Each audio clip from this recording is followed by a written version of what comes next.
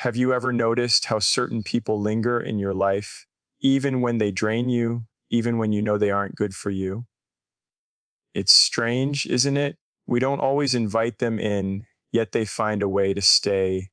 They might be the ones who stir doubt in your mind, who twist your kindness into guilt, or who take more than they give, but somehow letting go feels impossible. Maybe it's comfort, maybe it's habit, or maybe it's the quiet hope that things will be different, that one day they'll see the good in you and change. We tolerate them because we fear the emptiness that comes with silence, or because we've invested too much of ourselves to walk away. Today, we're going to explore why toxic people stay and why understanding this is the first step toward freedom. There's a strange comfort in what we know, even when what we know hurts us. Human beings are creatures of habit. Our brains are wired to seek patterns, to cling to the familiar, and to resist the unknown. Even when someone in our lives brings negativity, pain, or confusion, the fact that we know them, the way they move through our world, can create a sense of stability. It's a paradox. Toxicity often feels unsafe and destabilizing, yet the very predictability of their presence offers a strange reassurance. When a toxic person is part of your life, you know how the conversations will unfold, how their moods shift, and how conflicts arise. You anticipate the highs and lows, and in that anticipation lies a certain comfort. The unknown is scarier. Walking away from them means stepping into uncertainty, and uncertainty can feel heavier than enduring harm. Familiarity is a kind of anchor. Even if the anchor weighs you down, it is still an anchor. It roots you in what you know, and roots are hard to sever. There is a rhythm to life with someone toxic, a rhythm that can be exhausting, yes, but at least it is recognizable. You know how arguments will start, how apologies will come, how they will push boundaries and then pull back. There is a perverse kind of predictability in the chaos, a pattern that your mind clings to because it is less frightening than complete unpredictability. We are comfort-seeking beings, and even discomfort can be preferable to the void of unfamiliarity. Moreover, familiarity creates an illusion of intimacy. We confuse the long presence of someone in our lives with a deep understanding or connection. Just because someone has been around for years, or because we have shared experiences with them, we sometimes believe their place is permanent, necessary, or deserved. This illusion can be powerful. The toxic behavior is tolerated, overlooked, or rationalized because the human heart resists the idea of losing something or someone that has been a constant, even if that constancy is harmful. It is easier to adjust our perception, to bend ourselves around the toxicity, than to challenge the comfort we have known. Familiarity also ties into memory. We remember the good moments, the times when the person seemed kind, loving, or supportive. These memories, however fleeting, become anchors themselves, reminding us that beneath the toxicity there was once, or could be again, something familiar and comforting. Our minds create a narrative that smooths over the edges of conflict and pain, allowing the familiar to overshadow the harm. Even when logic screams that this person is bad for us, our emotional history whispers that they are part of who we are. And letting go would mean erasing a piece of our own story. Psychologically, this need for the known is tied to survival. In evolution, familiar threats are easier to navigate than unknown ones. The uncertainty of leaving, of stepping into life without the toxic presence, can trigger fear responses akin to those we might feel in danger. It is paradoxical. Remaining in harm's way can feel safer than stepping into the unknown. Comfort in familiarity is not about reason, it is about emotion and instinct. It is an invisible tether that keeps us bound to people we logically know we should leave. Even socially, familiarity creates a kind of inertia. People around us may notice the toxicity, but the daily patterns of life make it hard to sever ties. Family, coworkers, or old friends may act as unspoken anchors, reminding us that this is just the way things are. Our routines, our social circles, and our shared histories all reinforce the familiar presence, making the act of removing someone feel like pulling out a piece of our own foundation. And yet, this familiarity Comforting as it feels is often the very thing that allows the toxicity to persist. The complexity of comfort in familiarity lies in its subtlety. It is rarely obvious that the comfort itself is a trap. We tell ourselves that we can handle the toxicity because we've managed it before, because we know the patterns, because it's predictable. The mind finds security in repetition, even when that repetition is painful. And this is why toxic people often linger, not because we want to be hurt, not because we are weak, but because our human instincts have a way of prioritizing the known over the unknown. Emotional investment is a curious and often invisible force that binds us to people long after logic tells us to leave.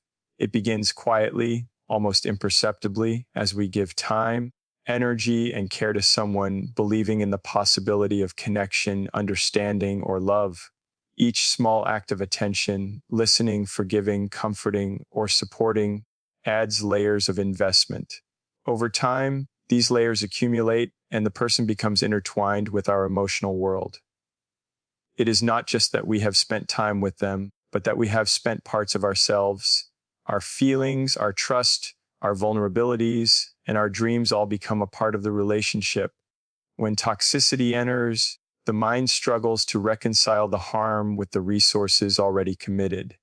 Walking away is no longer simply leaving a person. It feels like abandoning fragments of ourselves that have been given freely, often without the recognition that this giving was one-sided. The emotional currency we invest in others can be deceptively powerful. Every apology we've offered, every compromise we've made, every moment we've excused bad behavior is etched into memory and consciousness.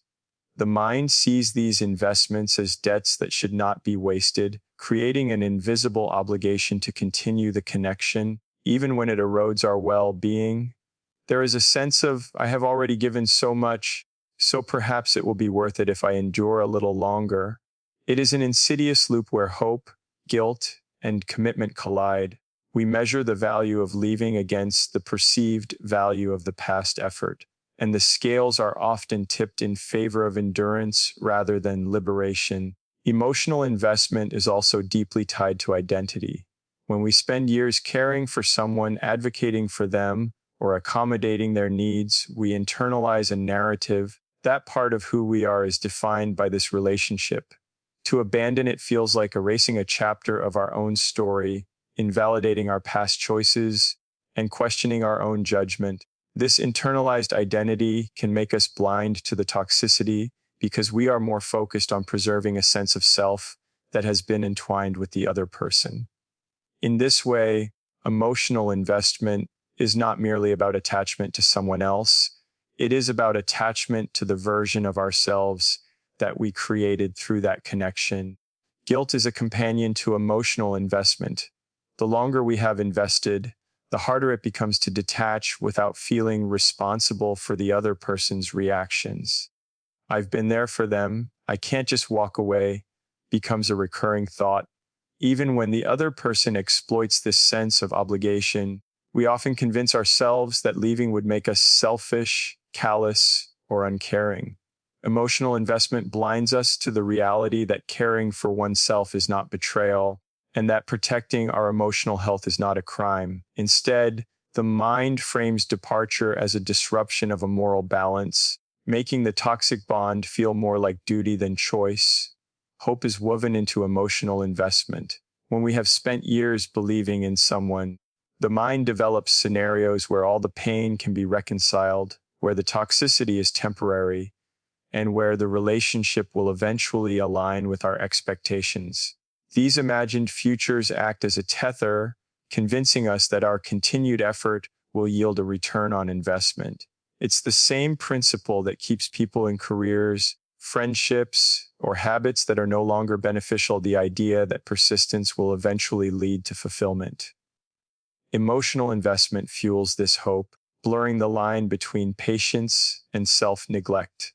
There is also a social dimension to emotional investment. Others notice the effort we put into the relationship and may unconsciously reinforce our commitment. Friends, family, or community might question why we would leave after all that has been given, implying that endurance is proof of loyalty or strength. This external reinforcement, combined with our internal sense of expenditure, makes detachment feel like wastefulness or failure. Emotional investment becomes a cage where the very efforts we made to nurture connection now limit our freedom to walk away. Finally, emotional investment clouds perspective. It creates a lens through which we interpret actions and intentions, often excusing repeated harm and normalizing abuse. The more we have given, the more we reinterpret toxic behavior as temporary, correctable, or justified. Our compassion and patience, once strengths, become vulnerabilities exploited by the other person. Emotional investment magnifies the difficulty of leaving not because the toxicity is subtle, but because the bond we have built through our own giving feels sacred, irreplaceable, and, above all, deserved. Manipulation and guilt are invisible threads that bind people to toxic relationships, often in ways that are subtle, insidious, and difficult to detect. Toxic individuals rarely rely solely on overt hostility or aggression. Instead, they use psychological levers that exploit our empathy, compassion, and desire for connection. Manipulation is a quiet art, a careful shaping of perception and emotion to serve the manipulator's agenda. It can take the form of selective truth, omission, exaggeration, or charm, all designed to create dependence, confusion, or self-doubt. Over time, the person on the receiving end begins to question their own judgment, replay interactions in their mind, and assume responsibility for the manipulator's feelings or actions. What may begin as a small, isolated incident gradually accumulates, forming a network of control that is almost imperceptible but profoundly limiting. Guilt is the tool most often paired with manipulation because it taps directly into our moral compass. Human beings are wired to care, to empathize, and to feel responsible for the emotional states of others, especially those we love or consider close. A toxic individual understands this deeply and uses it to ensure their presence is tolerated, even welcomed. When they wrong us, they often frame it in a way that shifts blame subtly, making us feel that the problem lies within ourselves rather than their behavior. If only you had done this differently, I wouldn't feel this way if you understood me, or I've sacrificed so much and you can't even. These statements are not merely words, but calculated strategies to create emotional obligation. Guilt becomes a silent leash, one we willingly accept because it is difficult to resist the pressure of perceived moral failure or relational debt. Manipulation thrives on uncertainty and doubt. Toxic individuals often exploit inconsistencies in our perception of ourselves, our boundaries, and our desires. They create scenarios where any response can feel wrong and any action can seem insufficient. Over time, this constant second guessing erodes confidence, leaving us vulnerable to repeated influence. We begin to rationalize behavior that would have seemed unacceptable in isolation, convincing ourselves that our own interpretation of events is flawed, that we are overreacting, or that we are too sensitive. This internalization is the hallmark of manipulation. It turns our own mind against us, making the toxic person's presence feel not only unavoidable but justified. Guilt works in tandem with hope. Manipulators often highlight what we have given them, what we have sacrificed, or what we might lose if the relationship were severed. They appeal to our desire for fairness, loyalty, or love, suggesting that leaving would be selfish or cruel. We internalize this pressure, imagining the emotional consequences for the other person, and in doing so, we delay or deny our own needs. The result is a loop where compassion is weaponized, making it almost impossible to act in our own best interest without feeling like a betrayer. Every act of kindness we offer becomes entangled with expectation, and every hesitation is accompanied by guilt, creating a cycle of dependence that is difficult to break. Manipulation is rarely blatant. It is often subtle, a series of small nudges that accumulate over time. It can appear as charm, flattery, or temporary remorse, creating moments of reprieve that confuse our perception of the relationship. These moments reinforce the belief that the person is not entirely harmful, that the toxicity is situational or accidental, and that continued effort might eventually yield the good we hope for. In reality, each act of manipulation strengthens the toxic bond, teaching the brain to tolerate or rationalize negative behavior in exchange for fleeting relief or attention. The emotional cost is often invisible until we step back and see the pattern as a whole, by which point the tie feels deeply entrenched. Guilt and manipulation together create a paradoxical sense of obligation. We feel compelled to maintain the relationship even when it depletes us, to forgive offenses that would otherwise be unacceptable, and to justify behavior that we intuitively know is harmful. We become caretakers of the other person's feelings at the expense of our own, trapped by the twin forces of emotional leverage and moral pressure. What makes it even more insidious is that this is often internalized.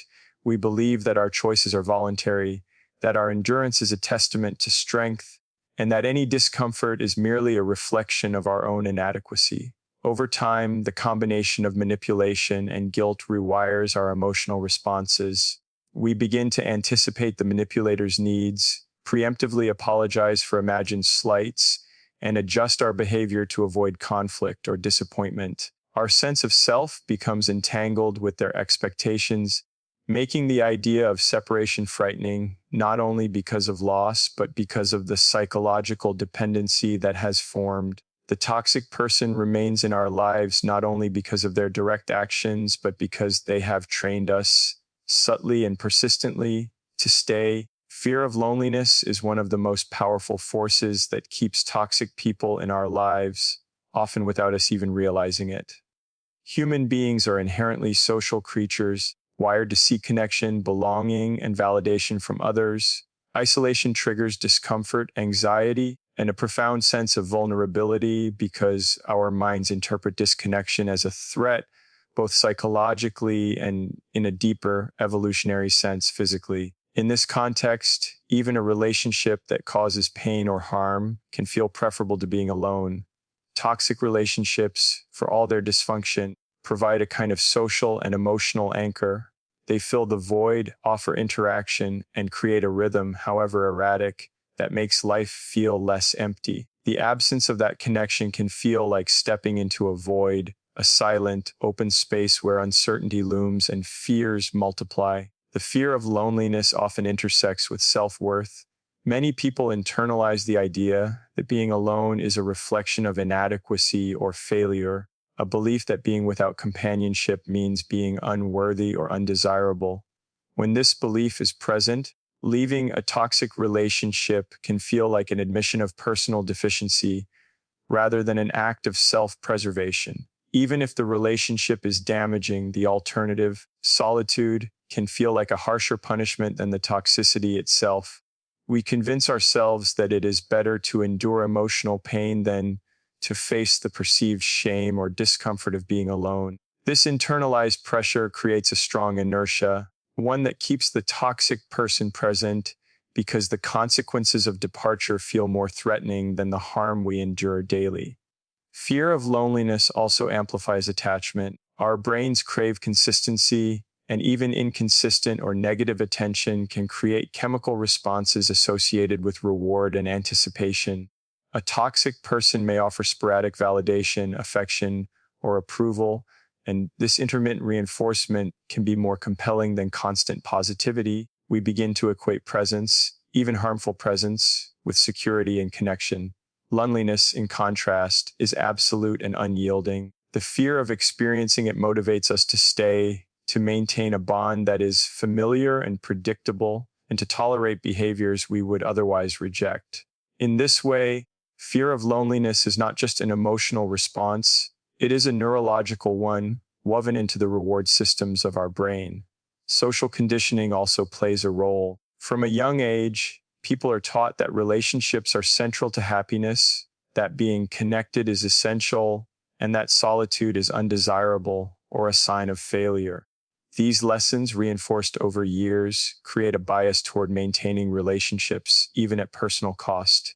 When someone toxic is part of our social or familial fabric, the fear of losing connection extends beyond the individual to the network around them. There is a perceived social cost to leaving: isolation, judgment, or the disapproval of others. The fear of loneliness, therefore, is compounded by the fear of social disconnection, making it difficult to disentangle oneself from a toxic presence. The emotional consequences of loneliness can feel existential. Being alone forces reflection, self-confrontation, and engagement with uncomfortable truths about ourselves, our decisions, and our vulnerabilities. For many, this introspection is daunting, and remaining in a toxic relationship acts as a buffer against the discomfort of solitude. The toxic person, despite the pain they cause, becomes a kind of emotional shield, distracting from the deeper fears that surface in isolation. In this sense, fear of loneliness is intertwined with avoidance, creating a pattern where staying is not merely about attachment to the other person, but about avoidance of self-examination and the unsettling freedom that comes with being alone. Even when consciously we recognize the harm, the mind often prioritizes the immediate discomfort of loneliness over the long-term benefits of leaving. The thought of empty nights, silent rooms, and unshared experiences can feel unbearable compared to the familiarity of tension, conflict, or manipulation. This dynamic explains why toxic people often linger. It is not always because their hold is active or overt, but because we allow it, fearing the emptiness that comes with separation. The fear of loneliness distorts perception, making harmful patterns feel safer than solitude, and creating an emotional dependency that is difficult to break. Finally, fear of loneliness is universal and timeless, and it touches every part of human experience. It is not weakness to feel it, it is an inherent part of being human. Yet when unchecked, it becomes a mechanism by which toxic people maintain presence in our lives. Awareness of this fear is the first step toward disentangling from its influence. Understanding that discomfort and solitude are not inherently dangerous allows space to reconsider why we tolerate toxicity, why we stay, and what it truly means to be whole and connected, independent of those who harm us. Hope for change is one of the most subtle yet persistent reasons toxic people remain in our lives. It begins as a quiet whisper, a belief that the person could be different, that beneath the difficult behavior there is potential for growth, love, or understanding. This hope is often fueled by glimpses of kindness, moments when the toxic individual seems almost recognizably human, capable of empathy or connection. Those moments, though fleeting, create a mental picture of a version of the person we wish could exist consistently. The mind, eager to resolve conflict and restore balance, clings to these images, projecting the possibility of change into the future and convincing us that endurance is justified. We forgive repeated offenses, rationalize destructive behavior, and overlook warning signs because we are anchored in the possibility that tomorrow will be better, that one day they will see their own faults and change. Hope for change is closely tied to our desire to see the best in others. Most people naturally seek to nurture, support, and repair relationships, believing that love or care can inspire transformation. This desire, while admirable, becomes a vulnerability in toxic relationships. We invest emotional energy into the hope that our efforts, patience, and understanding will catalyze positive change. The toxic person becomes a kind of project, not merely a companion, and the time, attention, and forgiveness we pour into them strengthens the emotional bond. We convince ourselves that walking away would be abandoning a person on the cusp of growth, and that leaving would be equivalent to giving up on potential rather than protecting ourselves. The intermittent reinforcement of change keeps hope alive. A toxic person may offer apologies, temporary improvements in behavior, or expressions of vulnerability that momentarily validate our patience. These small acts act as emotional signals, convincing us that change is possible and that our continued investment is worthwhile. Our brains are wired to respond to rewards, and even minimal positive reinforcement can have an outsized influence. The mind remembers these fleeting glimpses of what the relationship could be, often at the expense of the consistent harm that dominates most interactions. This imbalance between hope and reality perpetuates the cycle, making it difficult to separate the person we imagine from the person we actually experience. Hope for change is also influenced by our own values and moral framework. Many people believe in growth, redemption, and second chances, principles that, while noble, can be exploited by those who do not share the same intentions.